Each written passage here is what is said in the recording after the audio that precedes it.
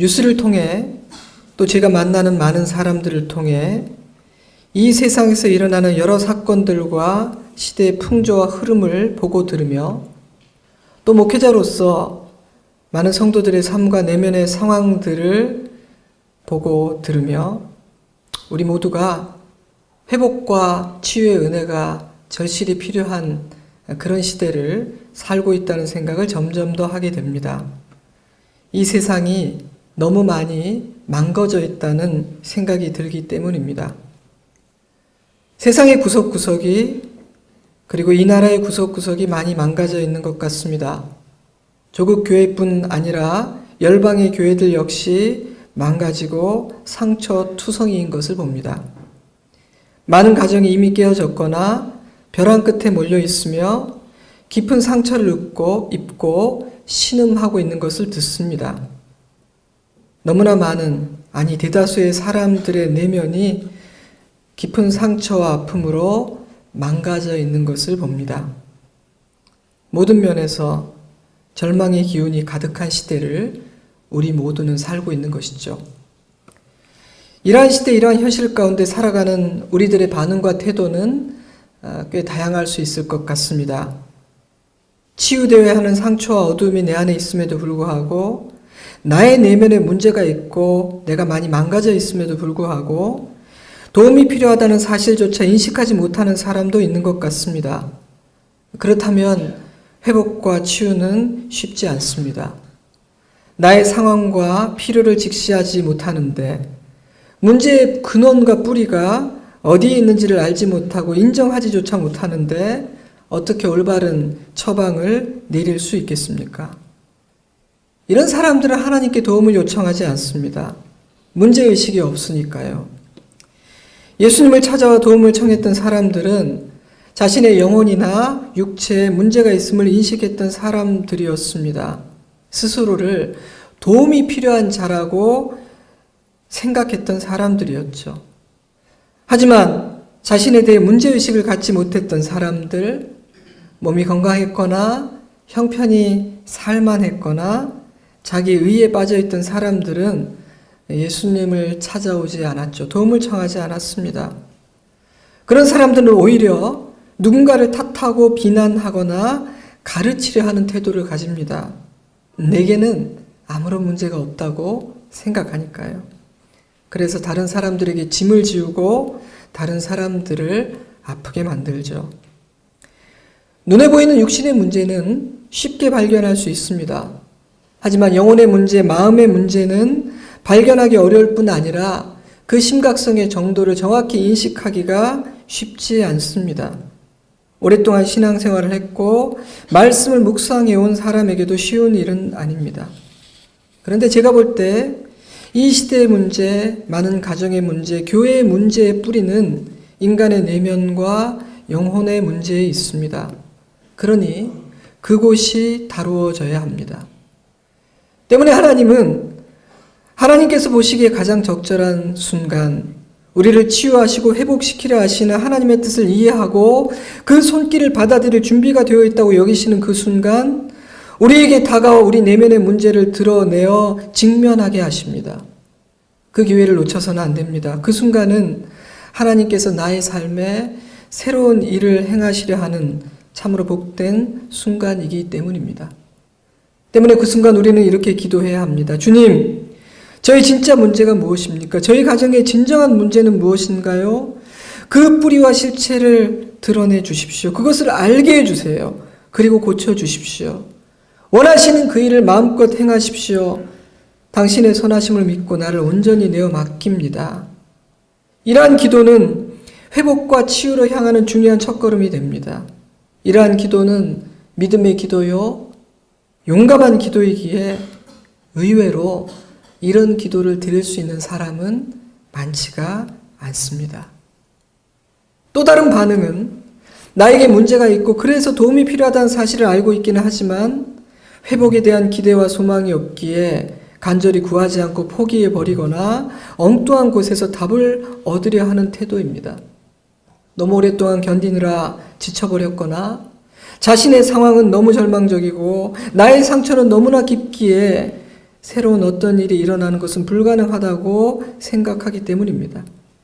그래서 포기해버리거나 길이 아닌 곳을 서성이게 됩니다. 그러다가 해서는 안 될 말을 하기도 하고 해서는 안 될 길에 들어서기도 합니다. 심정적으로 그럴만도 해 이해가 되는 경우도 있습니다만 그러한 반응의 뿌리에는 언제나 불신앙이 자리 잡고 있다는 사실을 잊어서는 안 됩니다. 하나님을 신뢰하지 못하는 불신앙은 죄입니다. 때문에 그런 생각에 사로잡혀 주저앉아 있는 사람들은 하나님을 향해 시선을 돌려야 합니다. 특히 입술을 다스려야 합니다. 불신앙의 말, 원망과 불평의 말, 상황과 사람을 탓하는 말을 할 때마다 마귀는 그 말을 자신의 양식으로 삼아 그 마음과 생각을 지배하게 되기 때문입니다. 하지만 안타깝게도 말로 망하는 사람들이 적지가 않습니다. 만약 그런 불신앙의 반응을 하고 있다면 하나님을 깊이 묵상해야 할 때입니다. 말씀을 읽을 때 하나님이 어떤 분이신지, 내 아버지의 성품과 능력은 어떠하신지, 하나님은 과거에 어떤 일을 행하셨으며 미래에 어떤 일을 행하기를 원하시는지 라는 주제에 오롯이 초점을 맞추어 성경을 읽어보십시오. 그리고 그렇게 성경을 읽으며 발견하게 되는 것들을 하나하나 적어보고 나의 감정과 생각이 아니라 그 깨달음에 의지하여 그 약속에 의지하여 기도해야 합니다. 그러면 분명 우리 안에 새로운 소원과 기대가 생길 것입니다. 그런 일이 일어날 것을 알고 있는 마귀는 하나님을 바라보지 못하게 만듭니다. 우리가 누구의 자녀인지, 우리가 어떤 분의 사랑과 보호 안에 거하고 있는지를 잊게 만들기 위해서입니다.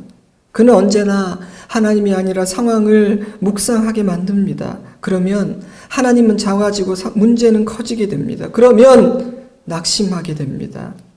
그러면 불신앙의 생각과 불신앙의 말을 하게 됩니다. 그러므로 희망과 기대를 잃고 더 이상 기도조차 하지 않고 있다면, 불신앙과 불평의 말로 많은 죄를 저지르고 있다면 하나님을 향해 시선을 돌려야 합니다. 약해진 당신의 믿음을 회복시켜 주시기를 기도하십시오.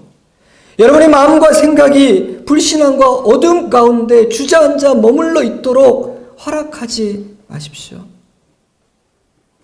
세 번째 반응은 그 어떤 상황에서도 하나님으로 인해 소망을 갖는 것입니다.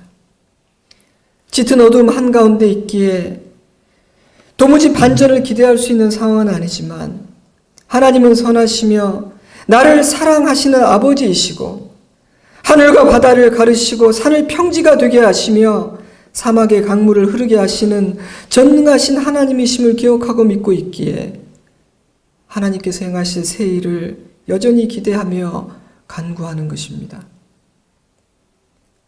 여호와의 인자와 긍휼이 무궁하심으로 우리가 진멸되지 아니함이니이다. 이것들이 아침마다 새로우니 주의 성실하심이 크도소이다. 내 심령에 이르기를 여호와는 나의 기업이시니 그러므로 내가 그를 바라리라 하도다. 기다리는 자들에게나 구하는 영혼들에게 여호와는 선하시도다. 무너져버린 예루살렘을 바라보며 예레미야가 불렀던 노래입니다. 그 시대는요, 소망이라는 나무가 그 뿌리채 뽑혀버린 것과 같은 절망적인 시대였습니다. 그럼에도 불구하고 그가 하나님의 구원을 바라며 소망 중에 노래할 수 있었던 이유는 이스라엘의 하나님은 인자와 긍휼이 무궁하시고 구하고 기다리는 자에게 성실하고 선한 아버지이셨기 때문입니다. 그래서 예레미야는 탄식을 하다가 갑자기 소망의 노래를 부르게 됩니다. 저는 하나님을 바라고 기다리는 자, 사람 앞이 아니라 하나님 앞에서 우는 자는 반드시 이런 찬송을 부르게 된다고 확신합니다. 경험해 본 적이 없으신가요? 저는 많이 있습니다. 울기 위해 아버지 앞에 나갔다가 노래하게 된 기억이 저는 많이 있습니다. 탄식할 수밖에 없는 상황이라 탄식하러 나아가 탄식을 하다가 찬송하게 된 적이 적지 않습니다. 그래서 저는 납심과 절망이 찾아올 때 아버지 앞에 나아갑니다. 그리고 그 자리에서 부르게 될 노래와 그 자리에서 올려드릴 감사를 기대합니다. 그때 부르게 되는 노래는요, 우리가 장차 부르게 될 그 노래의 맛보기이며 예고편이기도 합니다. 이사야는 이렇게 예언했습니다. 여호와의 속량하심을 받은 자들이 돌아오되 노래하며 시온에 이르러 그들의 머리 위에 영영한 희락을 띠고 기쁨과 즐거움을 얻으리니 슬픔과 탄식이 사라지리로다. 여호와께 구속받은 자들이 돌아와 노래하며 시온으로 돌아오니 영원한 기쁨이 그들의 머리 위에 있고 슬픔과 탄식이 달아나리이다. 이것이 성도에게 약속된 미래라는 것입니다. 그날에 우리 마음과 생각에서 슬픔과 탄식과 염려와 두려움은 사라지고 기쁨과 즐거움으로 충만해질 것입니다. 장차 우리가 이르게 될 하나님의 나라는 그런 곳입니다. 그것은 우리 믿음의 선배들이 예수님의 다시 오심을 갈망했던 이유이며 그 어떤 고난 중에도 소망을 잃지 않을 수 있었던 유일한 근거였습니다. 안타깝게도 이 시대는 망가지고 부서진 시대입니다. 저와 여러분은 회복과 치유의 은혜가 필요한 망가진 존재들입니다. 여러분이 인정하든 인정하지 않든 그렇습니다. 그런데 이 회복과 치유는 우리 하나님의 전공 분야입니다. 회복과 치유는 이미 우리를 위해 아들을 내어주신 아버지께서 우리에게 주고 싶어 하시는 가장 좋은 것입니다. 이 세상에는 회복과 치유라는 이름을 걸고 일하는 분들이 많이 있지만 진정한 회복과 치유는 오직 하나님만이 하실 수 있는 일입니다. 세상의 다른 도움을 거절하는 것이 믿음이라는 말이 아닙니다. 병원과 상담과 약과 수술과 같은 것들은 인간에게 허락하신 일반 은총이기에 우리는 그러한 은혜의 도구들을 마음껏 누릴 특권을 가지고 있습니다. 하지만 기억하십시오. 그런 것들은 보조제일 뿐 회복과 치유의 완성은 오직 우리 아버지 하나님의 손에 의해서만 완성됩니다. 하나님의 전공은 심판이 아니라 회복입니다. 하나님의 전공은 벌한 것이 아니라 치유하시는 것입니다. 이 일은 하나님이 가장 즐거워하시는 일이며 가장 자신 있는 일입니다. 때문에 하나님을 믿고 모든 것을 온전히 맡긴 자의 삶은 아무리 심하게 훼손되고 망가졌다 할지라도 완전히 새 것이 되어 나오게 됩니다. 종종 자동차 정비소에 들리게 됩니다. 그곳에 있는 부서진 차들 중에는 와, 저렇게 망가졌는데 수리가 되겠나 싶은 차들이 눈에 띕니다. 그런데 놀랍게도 그런 차들조차 수리가 되어서 출고됩니다. 전문가들의 실력은 대단하더라고요. 하지만 인간이 하는 일에는 한계가 있습니다. 한번 망가졌던 것은 처음 것보다 못할 수 있기 때문에 반드시 사고 경력을 기록해야 됩니다. 차의 가치도 떨어집니다. 심하게 망가지면 폐차를 해야 하기도 합니다. 그러나 여러분, 하나님의 손에서 고쳐지지 못할 인생은 없고 새롭게 될 수 없는 문제는 없습니다. 때문에 하나님은 나를 믿고 너를 온전히 맡기라고 말씀하십니다. 가만히 서서 내가 너희를 위해 행하는 그 구원을 볼 수 있는 믿음을 가지라고 요청하십니다. 그러니 여러분의 삶을 보며 망가진 가정과 위기의 조국 교회를 보며 속단하지 마시기 바랍니다. 우리는 우리 하나님에게 어떤 계획이 있는지, 하나님께서 도대체 어떤 일까지 행하실 수 있는지를 조금도 알지 못합니다. 우리가 하나님의 위대하심을 알고 있는 것 같습니까? 천만에요.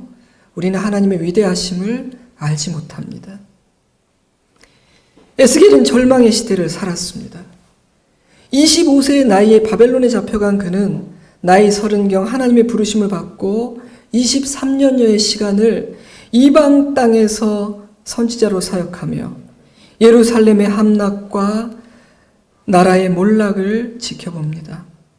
그는 가장 어두운 시기에 사역했던 선지자 중에 한 사람이었습니다. 택함받은 하나님의 백성들이 이방 나라의 포로로 잡혀간 것도, 예루살렘의 완전한 파괴도, 그 나라의 몰락도 너무나 충격적인 일이었지만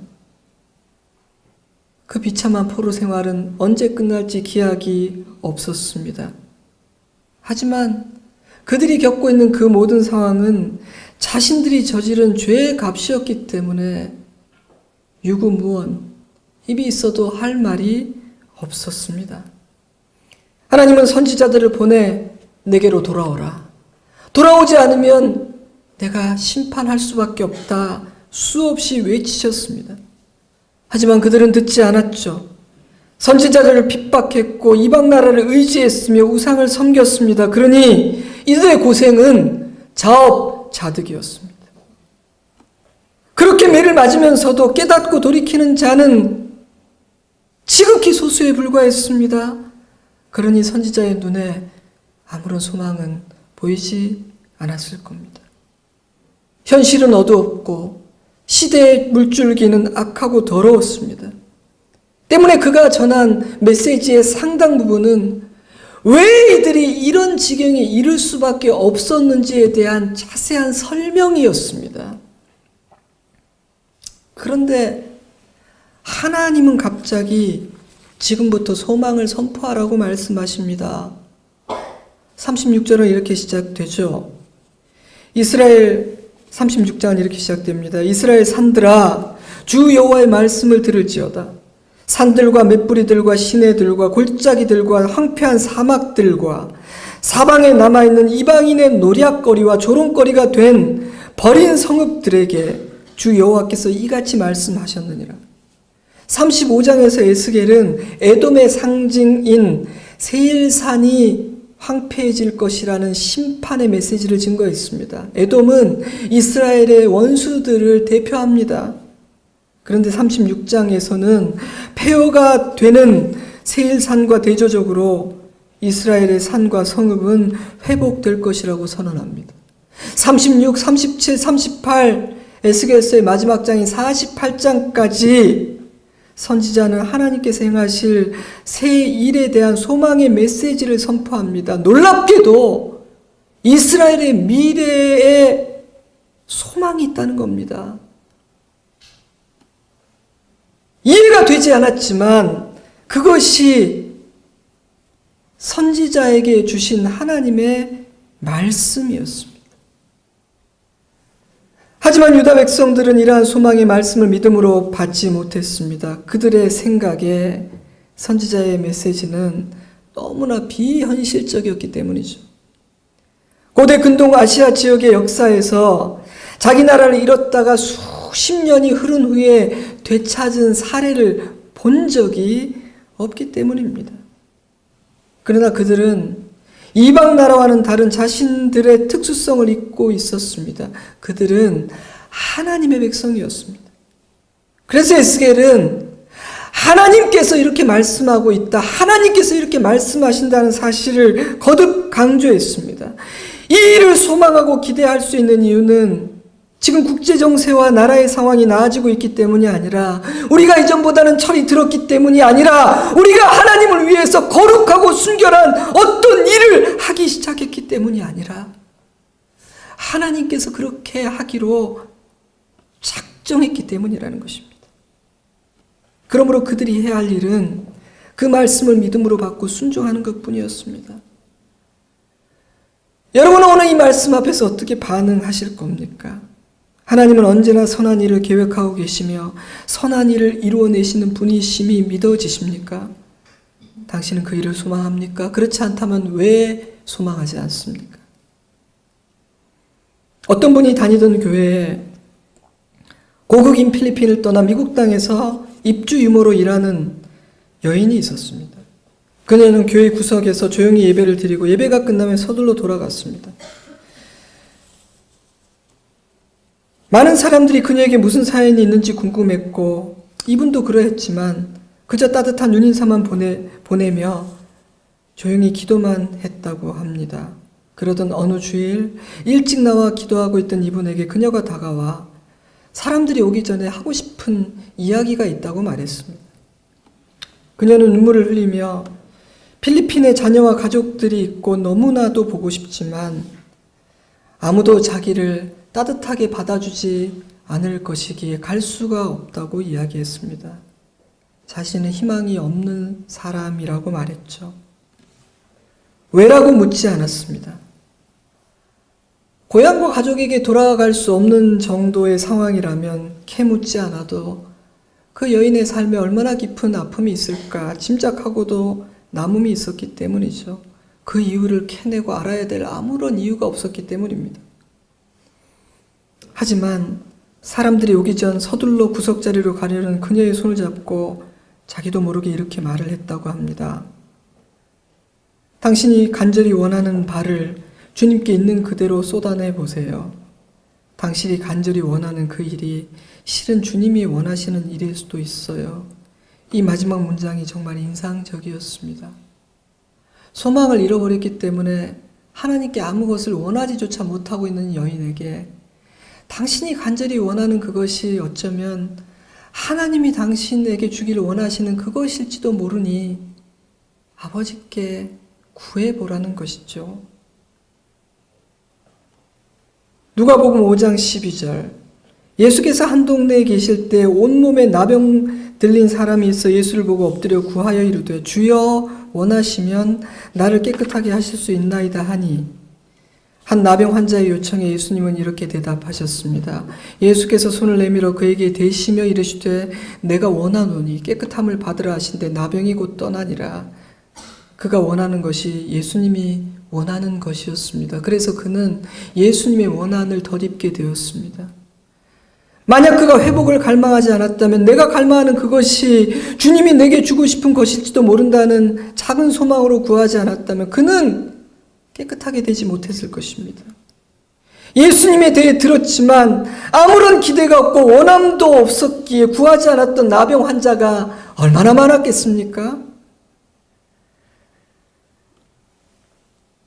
얼마나 많은 나병 환자들이 저주와 낙담과 불평의 말을 쏟아내느라 환경을 탓하고 사람을 탓하느라 자신 앞에 활짝 열려있는 은혜의 문을 보지 못했겠습니까?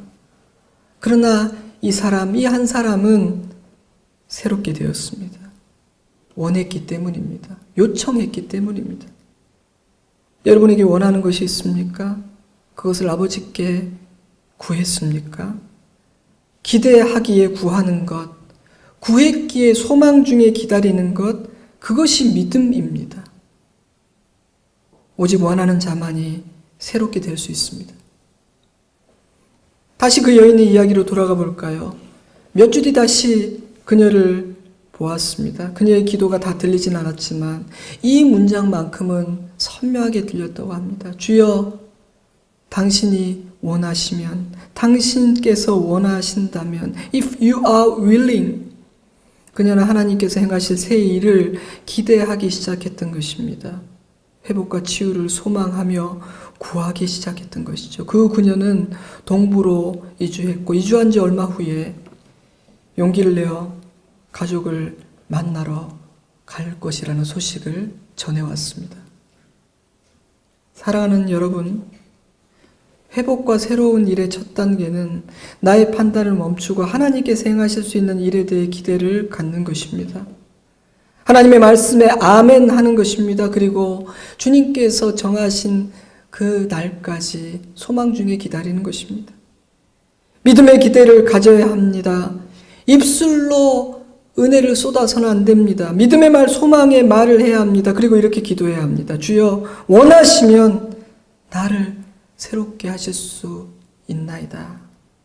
오늘 함께 읽은 말씀은 회복에 대해 몇 가지 교훈을 가르쳐 줍니다. 첫째로 하나님은 소망을 가질 수 없는 절망의 자리에서도 새 일을 행하실 수 있다는 사실입니다. 에스겔의 시대는 소망을 기대할 수 없는 시대였습니다. 하나님은 그런 시대 가운데 소망을 선포하라 하십니다. 하나님이 고치고 새롭게 하고 회복시키지 못할 문제는 없습니다. 하나님은 그 어떤 상황과 문제보다 우리의 원수보다 크십니다. 여러분에게 그 믿음이 있습니까? 끝까지 그 믿음을 주장할 수 있겠습니까? 둘째로 하나님께서 이루시는 회복은 과거로의 회귀가 아니라 완전히 새로운 일이라는 사실입니다. 그러므로 이 일은 우리가 본 적도 없고 경험해 본 적이 없는 일입니다.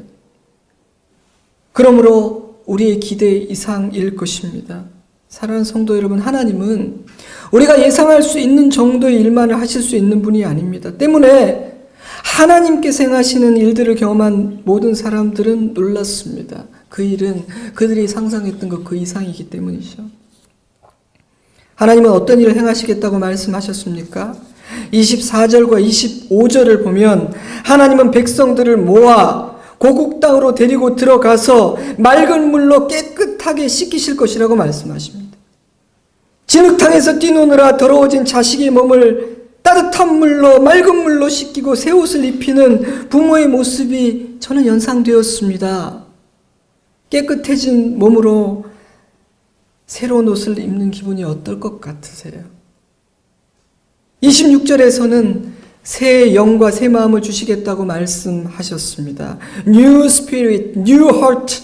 이전에 있던 것, 창고에 넣어두었던 것이 아닌 완전히 새 것을 주시겠다는 것입니다. 그러니 이스라엘은 그들이 추억하던 좋았던 때로 돌아가는 것이 아니었습니다. 하나님께서 주시는 새로운 삶은 우리가 경험해보지 못한 새로운 것입니다.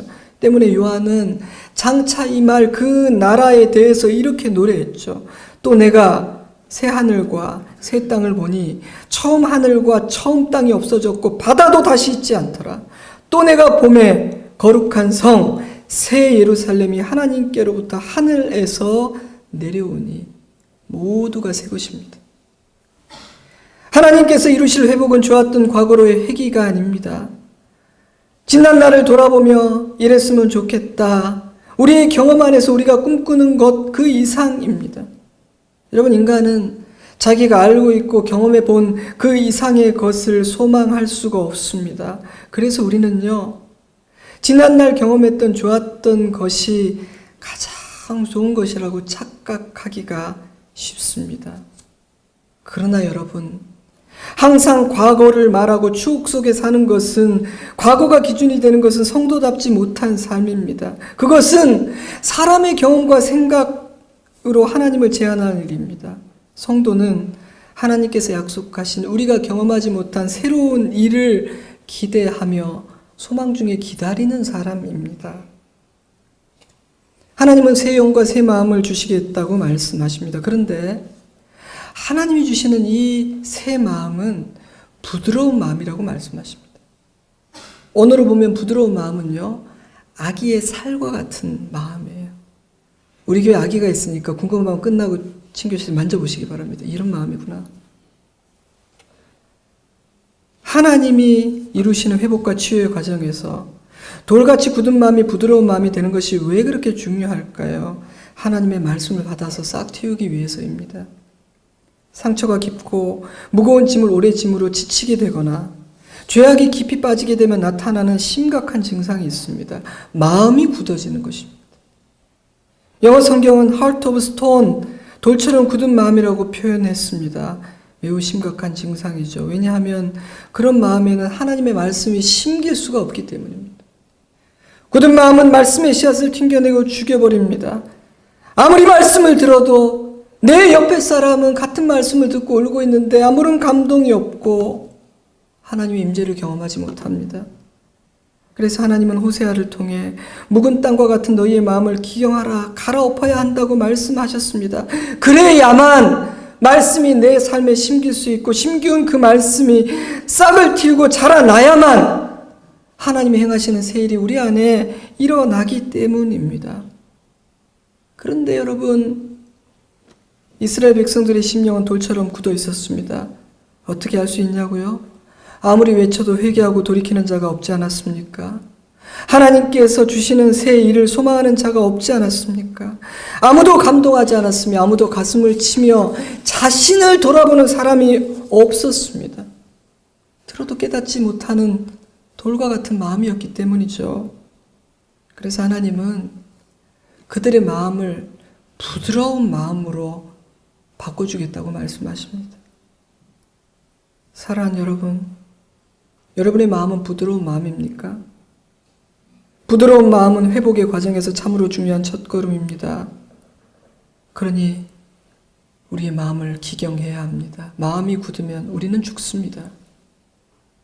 그런데 27절은 더 나아갑니다. 하나님은 성령을 주십니다. 그때 어떤 일이 일어나게 됩니까? 제가 우리말 성경으로 읽어드리죠.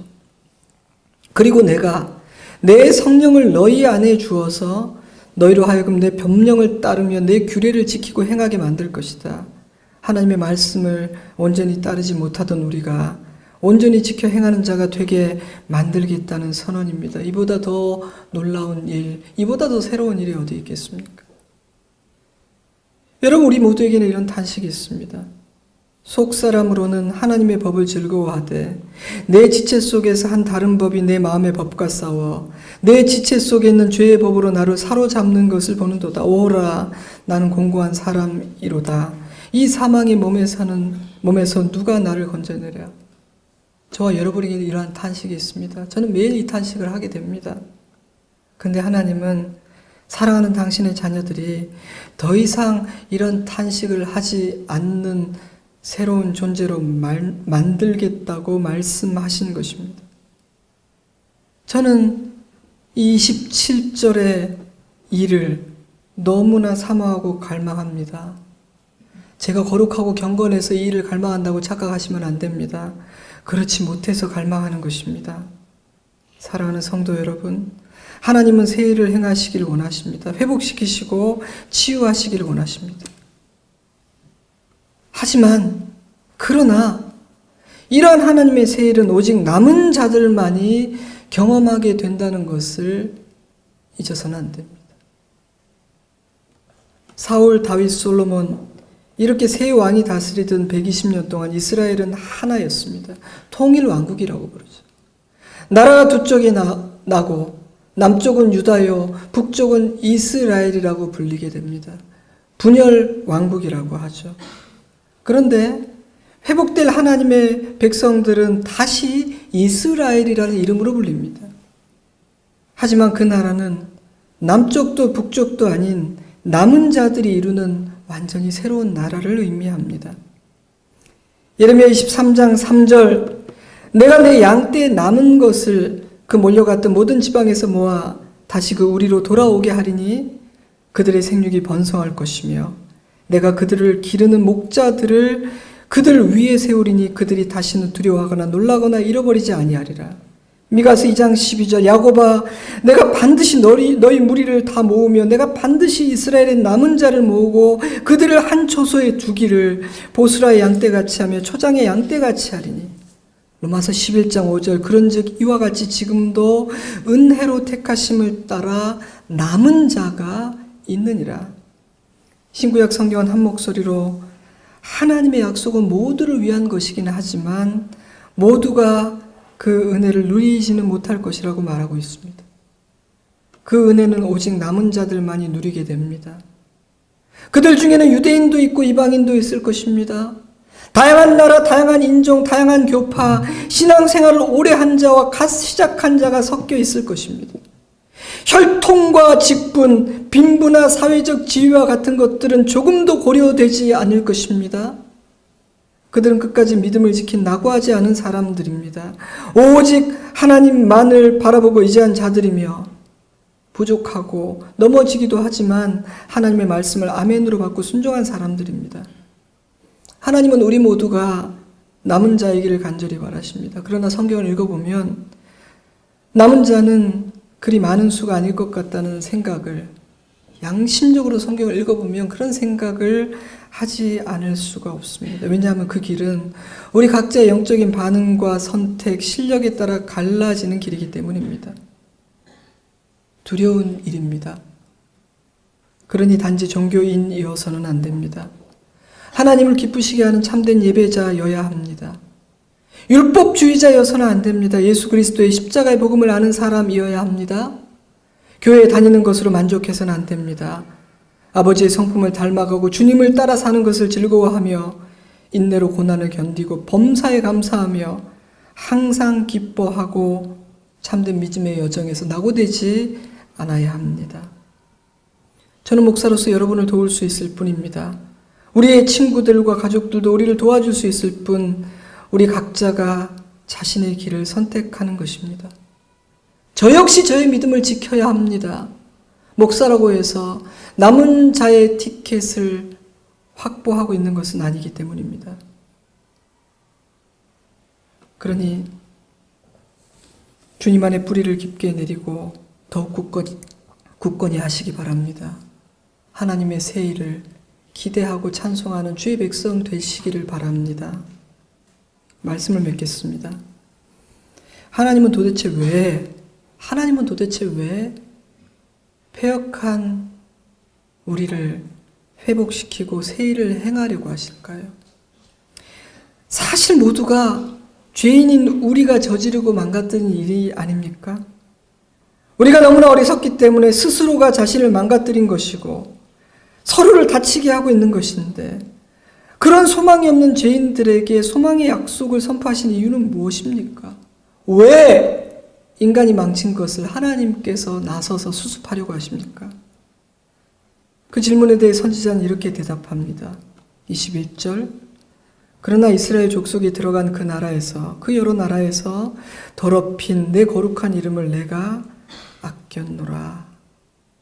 그 이유는 하나님께서 당신의 이름을 아끼시기 때문이라고 말씀하십니다. 하나님은 우리가 실추시킨 자신의 명예를 회복하시기 위해 당신의 백성들을 회복시키겠다고 말씀하십니다. 저는 하나님께서 당신의 이름을 아끼시고 사랑하셨기에 우리가 더럽힌 그 이름을 다시 거룩하게 하시는 그 일이 참으로 다행이고 감사하다고 생각했습니다. 하나님의 명예가 회복되는 그 과정에 우리가 치유되고 회복되는 일이 포함되어 있다는 사실이 너무 감사했습니다. 그래서 이렇게 기도를 드렸습니다. 주님이시여, 당신의 이름과 명예를 위해 당신의 자녀인 저를 회복시켜 주시고 고쳐주시고 새롭게 하여 주심을 감사합니다. 부족하고 못나고 약했지만 저는 당신의 자녀임을 믿습니다. 사랑하는 성도 여러분, 에스겔서의 주제는 절망을 넘어서는 하나님의 소망입니다. 과거는 이미 흘러가 버렸고 돌이킬 수가 없습니다. 그러나 하나님 안에 미래에 대한 소망이 있습니다. 왜냐하면 하나님께서 자신의 이름을 아끼시기 때문입니다. 너무나 많은 것들이 망가져 있습니다. 세상과 교회와 가정, 그 무엇보다도 인간의 내면, 저와 여러분의 마음과 내면이 망가져 있습니다. 우리는 망가지고 다친 사람들입니다. 망가져 있기 때문에 때로는 본의가 아니기에, 때로는 악하고 못된 본의로 나쁜 일을 하고 누군가를 다치게 하기도 합니다. 그러니 우리 모두는 하나님께서 행하시는 새로운 일의 은혜가 필요한 사람들입니다. 그 사실을 절감하는 것이 가장 중요합니다. 하나님은 그런 우리를 고치기를 원하십니다. 십자가는 그런 회복과 세일이 이미 시작되었다는 선언이며 하나님께서 이루실 새로운 일에 대한 확증이요 보증입니다. 로마서 8장 32절 자기 아들을 아끼지 아니하시고 우리 모든 사람을 위하여 내어주시니가 어찌 그 아들과 함께 모든 것을 우리에게 주시지 아니하겠느냐. 고린도후서 5장 17절 그런즉 누구든지 그리스도 안에 있으면 새로운 피조물이라 이전 것은 지나갔으니 보라 새 것이 되었도다. 이 일은 우리를 사랑하시는 아버지께서 원하시는 일입니다. 하나님은 이렇게 말씀하셨습니다. 너희를 향한 나의 생각을 내가 아나니 평안이요 재앙이 아니니라. 너희에게 미래와 희망을 주는 것이라. 하나님의 전공은 심판이 아니라 회복입니다. 그러니 이 일을 갈망하십시오. 남은 자의 대열에 합류하여 낙오되지 마십시오. 부디 여러분의 입으로 소망의 말과 감사의 말과 찬송만을 부르시기 바랍니다. 여러분의 마음과 생각을 주의 말씀과 은혜의 능력으로 든든히 지켜내시기 바랍니다. 그리고 하나님께서 우리에게 약속하신 이 일을 세상에 증거하시기 바랍니다. 목사님, 사람들이 듣지 않을 것입니다. 세상이 우리를 비웃을 텐데요. 그렇겠지요. 그럴 겁니다. 그럼에도 불구하고 우리가 하나님의 말씀을 믿는다면 이 소망에 대해서 증언해야 합니다. 한없이 겸손하지만 놀라울 정도로 담대하게 세상을 돕고 사람을 섬겨야 합니다. 그것이 우리의 사명입니다. 종종 말씀을 묵상하고 나누기 위해 준비를 하다가 이런 생각을 할 때가 있습니다. 오늘 내가 준비하고 묵상하여 나누는 이 말씀이 우리 성도들에게 뜬구름과 같이 들리지는 않을까? 과연 우리 성도들이 어떤 마음으로 이 말씀을 들으며 이 말씀을 듣고 어떤 생각을 하실까 궁금해집니다. 하지만 하나님께서 그것은 네가 생각할 너의 몫이 아니라고 가르쳐 주십니다. 이 말씀을 어떻게 받을 것인지는 저와 여러분 각자의 몫입니다. 그래서 저는 그저 최선을 다해 묵상하고 최선을 다해 나눌 뿐입니다. 부디 매주 나누는 이 하나님의 말씀이 우리 모두에게 의미가 있고 살아있고 우리를 깨고 깎아내는 능력의 말씀이기를 바랍니다. 이 말씀이 우리 안에 심기고 싹을 틔울 수 있기를 간절히 바랍니다. 같이 기도하겠습니다.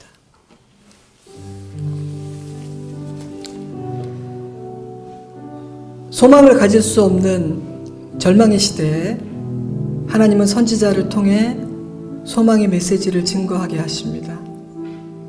굉장히 구체적으로 아주 상세하게 그리고 길게 소망의 메시지를 전하게 하십니다. 그들이 소망을 가질 수 있었던 이유는 하나님의 새 일을 기대할 수 있었던 이유는 하나님이 그들의 아버지셨기 때문입니다. 하나님께서 그 이름을 아끼셨기 때문입니다. 설교를 시작하면서 이 절망적인 시대에 우리가 할 수 있는 몇 가지 반응이 있다고 말씀드렸습니다. 여러분은 그 중에 어떤 반응과 태도를 가지고 살아가고 있습니까? 오늘 이 아침에 하나님께서 무엇이라고 말씀하고 계십니까? 주님을 바라보십시오. 그리고 오늘 주신 말씀을 붙잡고 성령을 따라 잠시 기도드렸으면 좋겠습니다. 함께 기도합니다.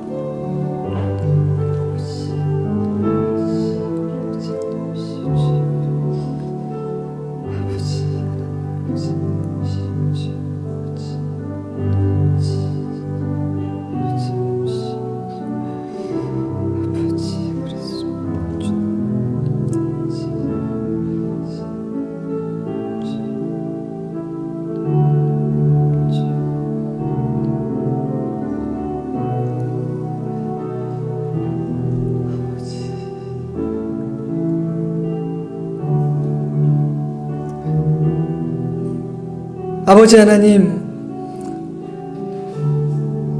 아버지께서 약속하신 이 모든 말씀이 온전히 다 성취될 것을 믿습니다. 새 영과 새 마음을 주시고 굳은 마음을 부드럽게 하시고 온전히 아버지를 닮게 하시고 그 천국에 이르게 하실 것을 믿습니다. 아버지와 동행하기에 천국이 아니라 이 땅에 살면서 이 소망이 완성되는 것을 기다리는 시간 중에도 그 고난 중에도 그 고생과 수고 중에도 아버지와 함께하기에 찬송하게 하실 것임을 믿습니다. 부족하고 연약한 믿음이지만 고백합니다. 주님을 찬양하겠습니다. 아버지 안에 있는 소망을 의지하겠습니다. 감사의 말을 하겠습니다. 믿음의 말을 하겠습니다. 지체들에게 소망을 주는 그런 인생을 살겠습니다. 내가 어떤 아버지의 자녀임을, 어떤 아버지의 사랑과 보호 안에 있음을, 그 아버지의 미래를 향한 뜻과 계획이 무엇인지를 잊지 말게 하여 주시옵소서. 그리고 주님, 그 마지막 날 남은 자로서 주님이 이루시는 새 일을 두 손 들어 찬양하는 우리가 되게 하여 주시옵소서. 주님을 찬송합니다. 이루실 일을 기대합니다. 감사드립니다. 예수님 이름으로 기도드리옵나이다. 아멘. 다 같이 자리에서 일어나셔서 우리 함께 찬양하겠습니다.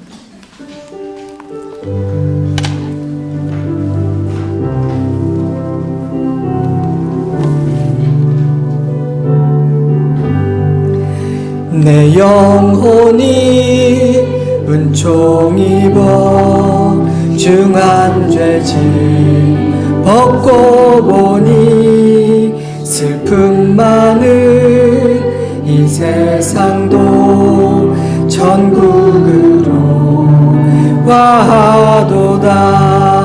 할렐루야 찬양하세.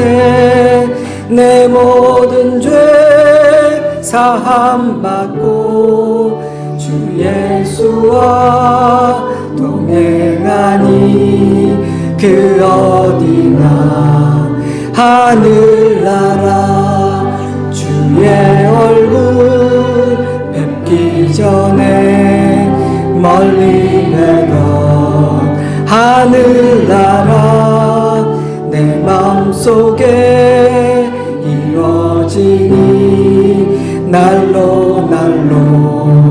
가깝도다. 할렐루야 찬양하세.